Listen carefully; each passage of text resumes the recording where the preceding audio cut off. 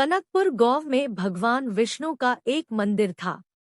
उस मंदिर के आगे एक सुंदर व काफी बड़ा बाग था। वहीं एक छोटी सी कुटिया में बाग का माली जीतो अपनी पत्नी रामा के साथ रहता था। जीतो सारे दिन बाग की देखभाल करता, पेड़ों को पानी देता था। रामा घर काम करती थी।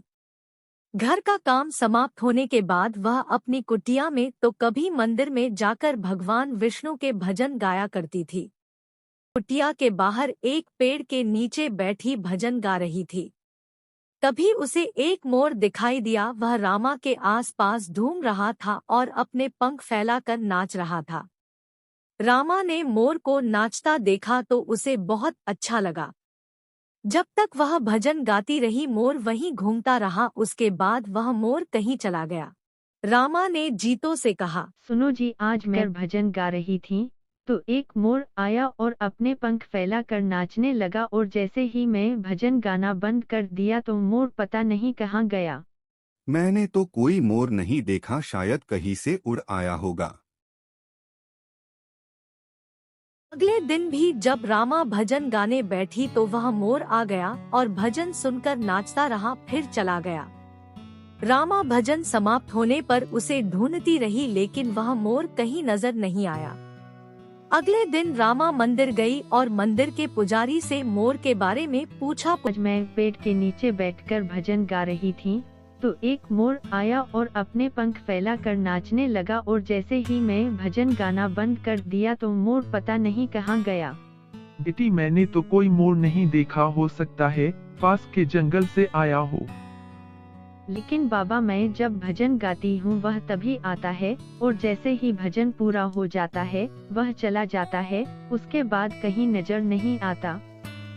इसी तरह कुछ दिन बीत गए। वह मोर हर दिन भजन सुनने आने लगा था। एक दिन रामा ने जीतो से कहा, वह मोर हर दिन भजन सुनने आता है, मुझे कुछ समझ नहीं आ रहा। अरे बाघ हैं पक्षी, उड़ते उड़ते आ जाते हैं, ऐसे ही मोर आ जाता होगा। तुझे लगता है वह तेरा भजन सुनने आता है? हो सकता है वह खाने की तलाश में आता हो। अगले दिन जब वह मोर आया तो रामा ने बीच में ही भजन गाना बंद कर दिया और मोर के सामने जाकर बैठ गई। उसे देखकर मोर जाने लगा। तब रामा ने कहा, हे पक्षीराज मयूर, तुम साधारण मयूर नहीं हो, मैं तुम्हारे बारे में जानना चाहती हूँ, तुम कौन हो? यह सुनकर मोर रोने लगा। उसने इंसान की आवाज में कहा, माता, मैं पिछले जन्म में एक शिकारी था। जंगल से मोर पकड़कर उनके पंख निकालकर बाजार में बेचा करता था।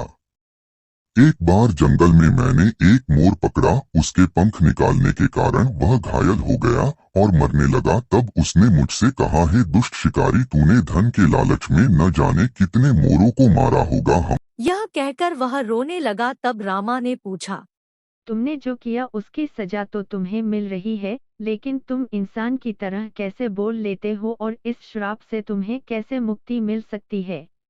तब उस मोर ने कहा, आज जब कोई मेरे पंख निकालता है तो मुझे बहुत दर्द होता है, लेकिन इन कष्टों को सहते हुए जब से मेरा जन्म हुआ है, मैंने श्री हरि विष्णु नाम का जाप शुरू कर दिया।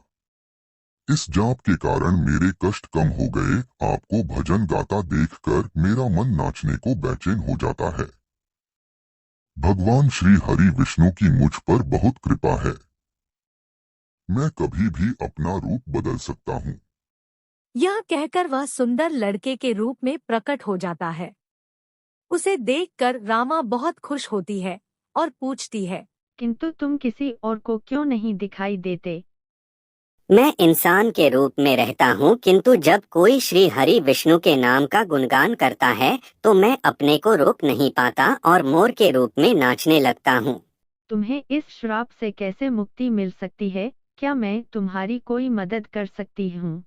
माता, यह बहुत कठिन है। यदि आप अपने पति के साथ 1 सप्ताह तक बिना अन्नजल ग्रहण किए यज्ञ का अनुष्ठान करें और मुझे पुत्र के रूप में पाने की कामना करें तो भगवान विष्णु की कृपा से मुझे मोर के जन्म से मुक्ति मिल जाएगी और मैं आपको पुत्र के रूप में प्राप्त हो जाऊंगा।